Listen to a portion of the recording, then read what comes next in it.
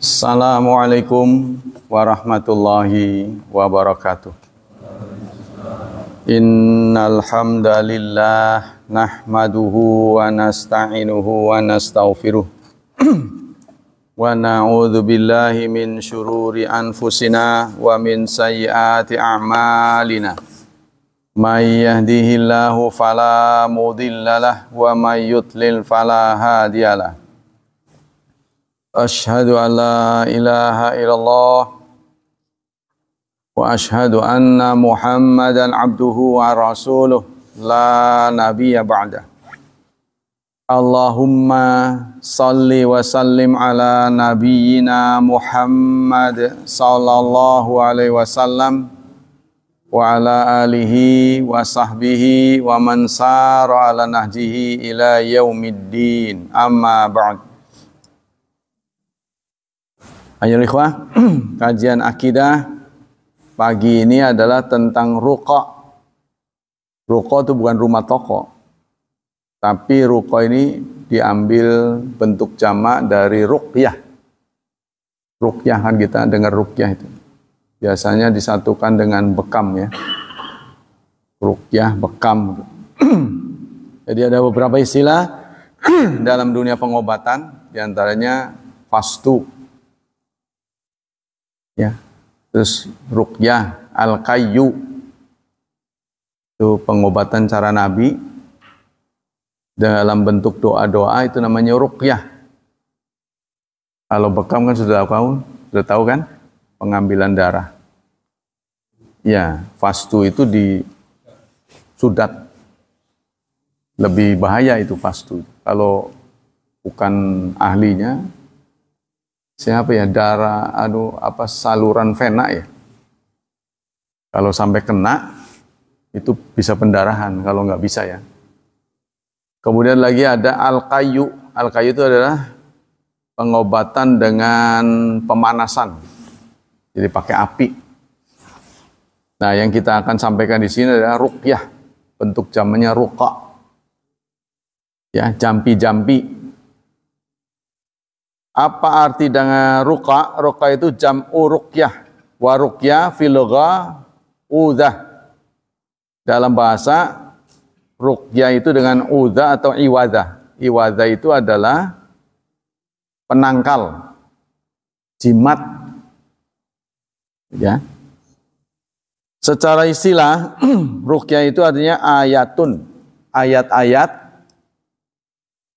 wa du'aun, doa-doa, wa tawasul, dan tawasul, lillahi ta'ala, kepada Allah. Kan tawasul boleh, cuma teknisnya ya. Teknis yang kita sering lihat di masyarakat, tawasul itu memanggil nama hamba Allah ya. Terutama yang paling laris yaitu Abdul Qadir Jailani. Bukan itu. Jadi tawasul yang dibenarkan itu memanggil nama Allah. Contohnya, kalau kita sakit, panggil Syafi, ya Syafi, ya Syafi. Kalau pengen kaya, ya Ghani, ya Ghani. Kalau pengen pinter, ya Alim, ya Alim. Dan seterusnya. Tergantung keperluan, ya. Semua ada di Asmaul Husna. Jadi kalau kita memanggil nama-nama dari Asmaul Husna, atau kita berbuat baik, bersedekah, itu namanya tawasul. Boleh itu, tawasul. Namanya perantara. Jadi kita pengen sesuatu, ya kalau bahasa bahasa kitanya itu nyogok. Bahasa manusianya, pengen sesuatu supaya lancar, nyogok. Jadi dalam Islam, ajaran Islam, nyogok kepada Allah ya boleh. Kita berbuat baik, memanggil namanya. Ya Allah, saya dalam kesulitan. Ya, itu tawasul yang dibenarkan. Tapi kalau kita memanggil nama lain, apalagi nama itu tidak ada dalam sejarah. Kan Anda tahu kalau belajar sejarah itu tokoh-tokoh yang berjasa. Ya, kalau laki-laki Abu Bakar Siddiq, Umar, Utsman, Ali, dan lain sebagainya. Kalau perempuan Khadijah, Aisyah, Fatimah, itu nggak dipanggil, malah Abdul Qadir Jalani. Kan. Kapan tahunnya gitu? Ya, berjumpa dengan Nabi pun tidak pernah. Si Abdul Qadir Jalani. Walaupun kita tidak mencela kepribadiannya. Jadi yang salah bukan Abdul Qadir Jailaninya, karena beliau adalah ulama di zamannya. Tapi ini masalah yang sensitif kalau Anda bicara di masyarakat luas ya dibandemi. Bisa nggak pulang lagi. Itu. Nah, jadi Abdul Qadir Jalani dan Maulid Nabi itu jangan sering-sering dia singgung-singgung, sakit hati. Tapi kalau Maulid Nabi itu jauh lebih bagus daripada Abdul Qadir Jalani menurut pandangan saya. Kenapa? Karena cinta mereka kepada Nabi. Cinta kepada Nabi itu benar. Kan ada ayatnya itu. In kuntum tuhibbunallaha fattabi'uni. Jika kamu cinta kepada Allah, maka taati aku. Nah, cuma salah caranya. Kan untuk mencapai kebenaran dalam Islam itu ditentukan dengan dua hal. Satu, niatnya benar. Niat udah benar. Yang kedua, cara. Cara tidak benar. Contoh cara yang nggak benar, nyolong. Tapi untuk nyumbang. Kan nyumbang bagus, tapi nyolong. Tapi kalau nyolong di masa lalu mah ya boleh ya. Nyolong sadarnya belakangan. Contohnya uang hasil korupsi. Uang hasil korupsi. Satu kotak. Ratusan ribu semua. Ini tobat. Waduh iya saya korupsi nih. Menurut Anda uang ini diapain? Dibakar atau gimana? Dalam syariat juga nggak boleh. Karena yang namanya harta itu milik Allah. Maka dikembalikan kepada Allah. Kembali pada Allah itu untuk umum. Ya, untuk umum. Sebab yang namanya Allah itu kan umum. Contohnya Baitullah. Baitullah. Apa berarti Allah tinggal di situ? Kan Baitullah artinya rumah Allah. Ya kan? Baitullah itu kan rumah Allah. Apa berarti kayak bait Pak Mul, rumahnya Pak Mul bisa didatangi? Bukan, itu maksudnya Baitul Muslimin. Fi sabilillah, di jalan Allah, memang ada jalannya. Seperti jalan Sudirman, jalan Ahmad Yani. Kan bukan, itu maksudnya jalan umum. Kepentingan umum. Jadi kalau ada orang tobat, yaitu dikembalikan pada Allah. Seperti yang saya cerita lah, ada seorang laksamana ya, yang tobat, dia punya lahan 5.000 meter, 4.900 sekian lah. Lalu diserahkan ke Darul Hufat. Nah itulah yang saya suka datang. Dijadikan pesantren. Ya, kalau kita, ya dia merasa saat berjuang mendapatkan pangkat sebegitu tinggi, mungkin dia sadar banyak kotor-kotornya gitu ya. Dia sok tobat, kemudian dia serahkan hartanya. Nah, kita kembali ke sini. Jadi yang namanya ruqyah itu ayat-ayat, doa-doa yang maksur ya. Wa tawassul, serta tawasul lillahi ta'ala, kepada Allah Subhanahu wa taala. Jadi pelaku orang yang memperingati Maulid Nabi itu semangatnya adalah menghormati Nabi. Niatnya nggak salah, caranya itu. Jadi memperingati Nabi itu apa salahnya? Wong Nabi memang disebut oleh mereka itu orang biasa tapi bukan biasa katanya. Orang biasa tapi bukan biasa, ngebingungaken. Bashar laisa kal bashar. Dia memang bashar tapi bukan biasa. Kalau menurut Al-Qur'an, qul innama ana basyarum mitslukum. Aku manusia biasa seperti kamu. Cuma ada bedanya yuha ilayya. Aku mendapat wahyu, bedanya itu aja. Jadi tanpa wahyu Allah tidak akan Rasul tidak akan tahu. Terutama yang membedakan kita dengan Rasul yang sangat inti itu adalah soal gaib. Ya, dalam surat 72 Al-Jin ayat 22, surat 72 ayat 26 Allah menyatakan alimul ghaibi. Allah itu mengetahui yang gaib. La yudhiru ala ghaibihi. Allah tidak akan menyampaikan yang gaib ahadan kepada siapapun illa manirtada mir rasul, kecuali kepada rasulnya.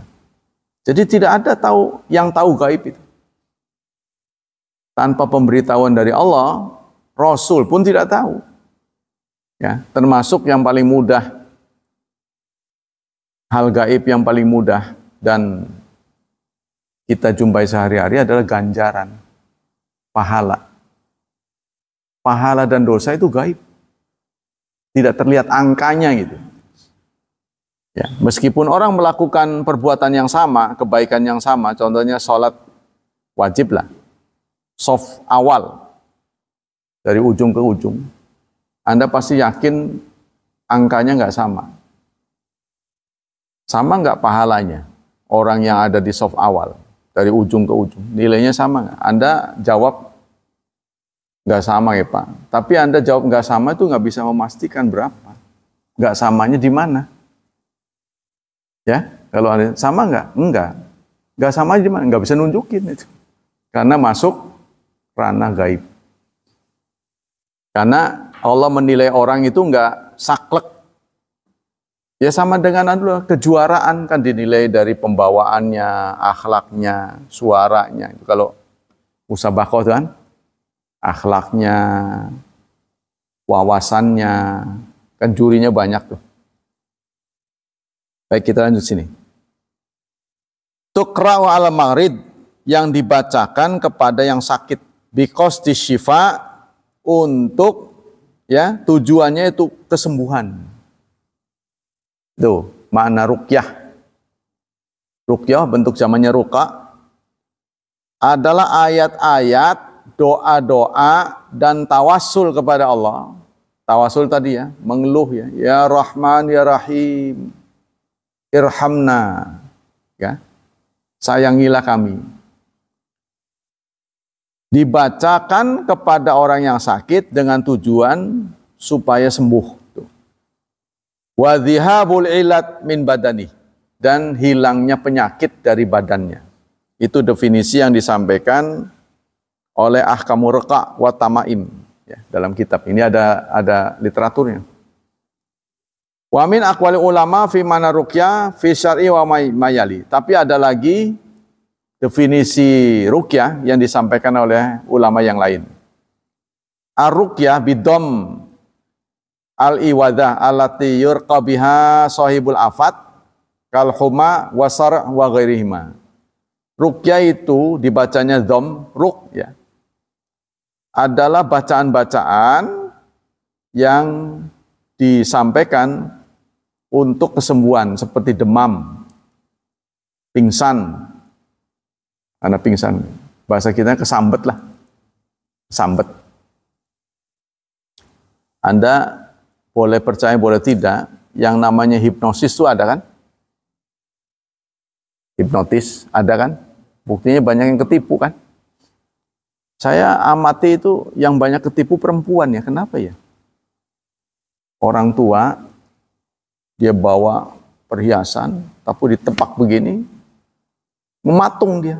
Dipreteli semua nggak sadar. Ada yang begitu. Anda lihat korbannya kebanyakan perempuan. Nah, ada lagi tanda-tanda dihipnotis itu dia ngomongnya cepat. Jadi lewat listrik. lewat telepon. Bapak mendapat hadiah, Pak. Nah, kita tertarik kan, bla bla bla bla. Itu dia cepet. Ada orang nggak Pak di sekitar situ? Bapak nyingkir dulu. Nah, itu tanda-tanda itu. Tanda-tanda tidak ada yang mengetahui banyak orang, seperti Anda suka jumpai iklan-iklan, ya, akan dapat bansos sekian. Tuh, kan suka tuh. Ya, coba teliti, samakan HP Anda, samakan identitas. Nah, dia minta identitas kita itu. Kita tenang aja masukin. Nama, alamat sesuai dengan KTP. Nanti dipakai sama dia untuk nipu. Ya, nggak dikasih kesempatan berpikir. Dia cepet sekali. Sama dengan kalau itu ketemu lewat lewat telepon. Kalau yang langsung, biasanya dia alasannya saya lagi bermasalah. Kayak saya musafir. Saya dicopet, saya dibegal, sehingga yang tersisa jam tangan. Ini tolong Pak, ini jam tangan bagus. Padahal itu palsu. Ya, anunya doang, casingnya doang, atau HP. Nah, semua itu kita harus sikapi dengan hati-hati. Ya, kalau kita mau nolong aja. Tapi jangan dikait-kaitkan dengan benda yang dia tawarkan. Kita kembali sini. Yang kedua, itu menurut Ibnu Athir, ya. Menurut Ibnu Abdul Wahab, ruqa hiya lati tusamal azaim. Ruqa, kata dia, ruqyah, itu yang disebut dengan azaim. Azaim itu bentuk jamak dari azimat. Dalam bahasa Arab itu azimat. Kalau kita disederhanakan jimat. Jimat kalau bahasa Jawa, barang siji di rumah.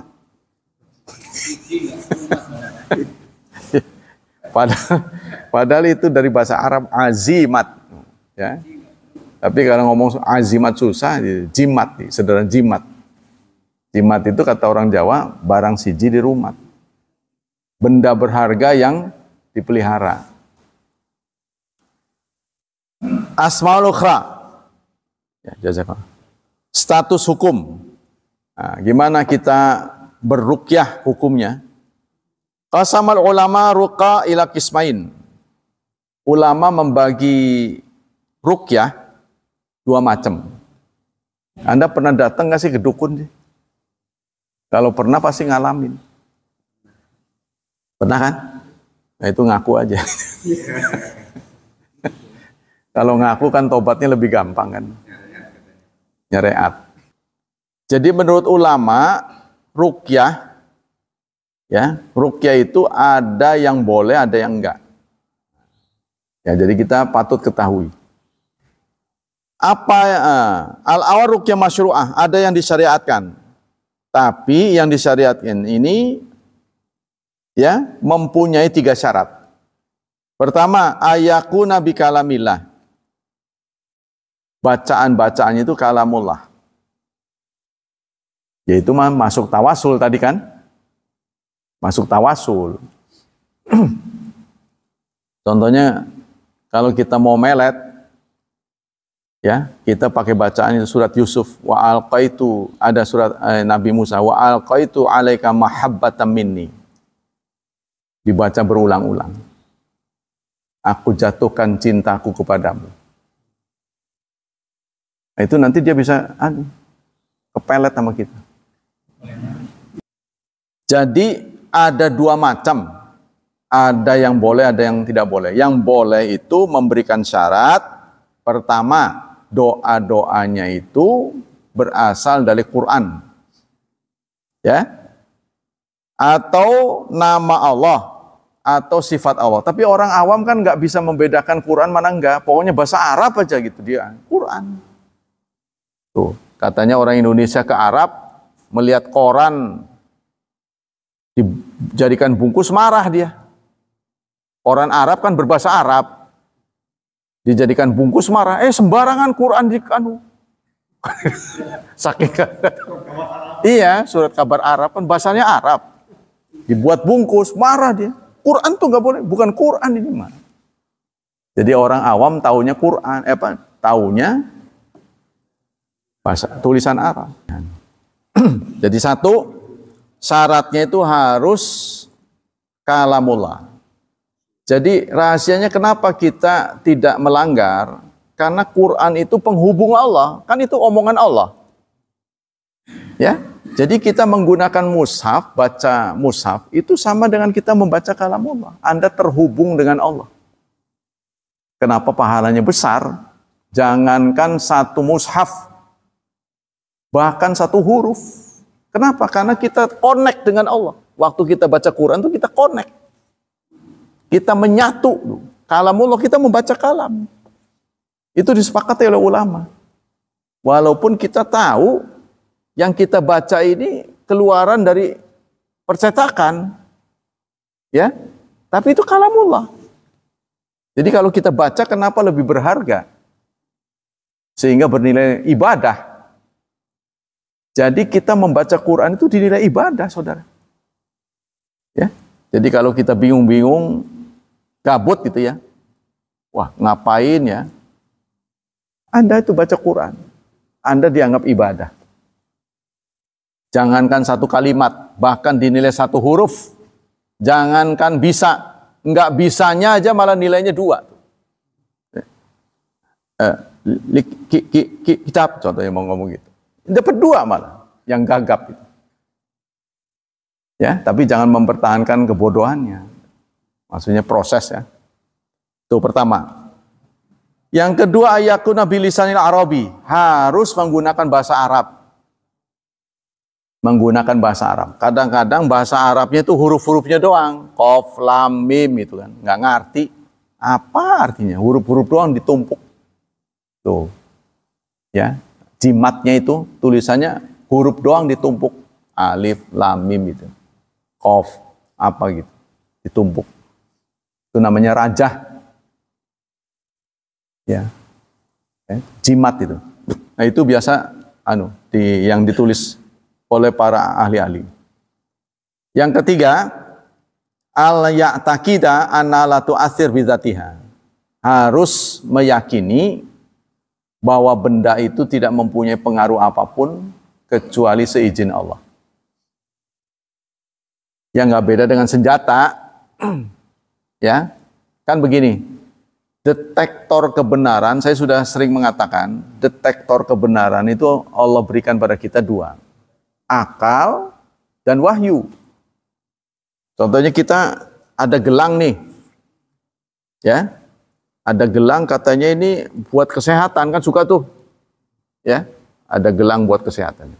Ini menurut kedokteran nyambung nggak? Itu. Kan kedokteran itu berasal dari akal. Dibenarkan tidak dalam kedokteran ini? Gelang ini ada kaitannya dengan kesehatan tuh. Kalau sekarang kan ada lagi celana dalam yang ada magnetnya katanya. Ya kan? Biar yang tidur jadi bangun katanya. Ada ini sekarang nih viral ya. Ada magnetnya nih. Ini dibenarkan nggak oleh kedokteran? Kalau tidak dibenarkan, Anda meyakini itu masuk ranah wahyu. Sebab itu detektornya, wah, secara akal nggak masuk akal, berarti coret. Naik lagi ke wahyu, ada nggak dalilnya? Ya, contohnya Hajar Aswad. Sehingga di zaman Umar mengatakan, saya tahu Anda hajarun. Anda ini sekedar batu. Tidak bisa memberi manfaat, tidak bisa mendatangkan madarat. Seandainya aku tidak melihat Nabi Muhammad mencium dan memegangmu, aku tidak akan lakukan. Tuh. Jadi benda di dunia ini, saudara, yang ada dalilnya, ya, ada dalilnya dilakukan sesuatu berpahala, itu cuma 2. Rukun Yamani dan Hajar Aswad. Kalau rukun Yamani dielus. Kalau kita ngelus, maka rontok dosa kita. Jadi sempetin ngelus. Yang ngelusnya mah gampang. Biayanya itu loh. Ya kan? Yang ngelusnya mah murah. Tapi yang nganter Anda ke situ tuh mahal. Desek-desekannya itu. Makanya kejadian kemarin tuh orang Keranggot, ya orang Kueni, kan selalu ikut saya karena dia tahu saya guru ya. Wah, pengetahuannya saya pokoknya anu lah. Satu saat dia umroh bareng saya, sudah deket ini Hajar Aswad, dia nyerah, udah enggak. Saya tanya ketika sudah keluar tuh saya tanya, begini Pak Ustadz, saya tiba-tiba kakinya naik gitu. Tiba-tiba ada yang naikin gitu kayak tangga gitu. Waduh, itu berarti takdir Allah, malaikat. Kenapa kamu ngalah? Saya bilang. Saya kan mendorong kamu. Mamang tuh dorong nggak bisa ngambung, malah nyerah mengkain-mengkainin kun. Waduh, itu berarti tidak mau pahala Allah. Dia kagum, dia heran. Tiba-tiba kok saya naik gitu. Itu kesempatan, saya bilang itu. Kalau saya begitu, mah saya pasti cium. Saya nggak mau nyium tuh kan dia udah begini-begini. Kan dia kan tanggung jawab saya. Iya takutnya, waduh, saya nyium tahu-tahu lemes, gimana itu urusannya, bahaya kan. Jadi akhirnya keluar barisan. Itu setelah dia cerita itu, saya tiba-tiba dinaikin. Aduh, saya bilang salah kamu. Nah, kita kembali sini. Jadi 3 syarat ya bahwa ruqyah itu dibenarkan jambi-jambi. 1,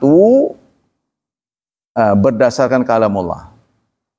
Yang kedua, menggunakan bahasa Arab. Kalamullah bisa, tapi kalau ditulis Latin nggak boleh. Kan ada tuh Yasin, Y-A-S-I-N. Kalamullah sih kalamullah, tapi dia tulisnya pakai Latin. Nah, nggak boleh. Jadi harus bahasa Arab kedua. Yang ketiga, ada keyakinan dia tidak beri manfaat, tidak madarat kecuali seizin Allah. Jadi maksudnya kita tawakal setelah kita bersyariat ya, menjalankan itu ketentuan, kita serahkan pada Allah. Tidak menjamin bahwa itu berhasil. Tuh ya. Al-adillah ala jawadi ruqyah syariah. Mana dalilnya bahwa menggunakan itu boleh. Jadi suatu saat ada ekspedisi perang. Di tengah perjalanan bekal habis. Nih sahabat nih. Dia berkunjung ke satu kampung. Nggak taunya itu kampung pelit. Nggak ada yang mau ngeluarin makanan. Nah, mereka kemudian bertekad untuk pergi, meninggalkan kampung. Percumalah, nggak ada yang ngasih. Tiba-tiba orang berlari. Sebentar. Kata dia, kepala suku kami tergigit kalajengking katanya. Tuh, kena kalajengking sampai bengkak. Adakah di antara kalian yang bisa menyembuhkan? Padahal mereka nggak biasa nyembuhin. Tapi karena terdesak itu nggak ada makanan. Ada. Gitu kan. Yakin. Ada. Tapi ada syaratnya. Apa syaratnya? Bayar. Karena mereka terdesak nggak ada makanan ini. Mau perang. Kalau sembuh harus ada bayarannya. Siap kata mereka. Ceritanya gitu. Nah, terus dibacakan surat Al-Fatihah. Kan? Bacakan surat Al-Fatihah, sembuh ceritanya. Sembuh. Maka sesuai dengan janji, mereka membawa makanan. Nah, peristiwa ini mereka belum tahu hukumnya nih. Berjumpa dengan Nabi cerita, Nabi malah terbahak-bahak. Kok kamu bisa tahu sih bacaannya suratul Fatihah? Ya kan engkau mengatakan bahwa Fatihah itu umul kitab katanya. Bacaan pendek tapi kebaca semua itu kan. Katanya umul kitab, induknya kitab. Nah, tak baca. Oh, iya benar tuh. Nah, Nabi membenarkan. Inilah yang dijadikan dalil oleh umat Islam, oleh ulama bahwa ruqyah itu boleh. Ya sama dengan orang kena jin. Kalau tetangga saya tahu, suatu saat tetangga saya kerasukan.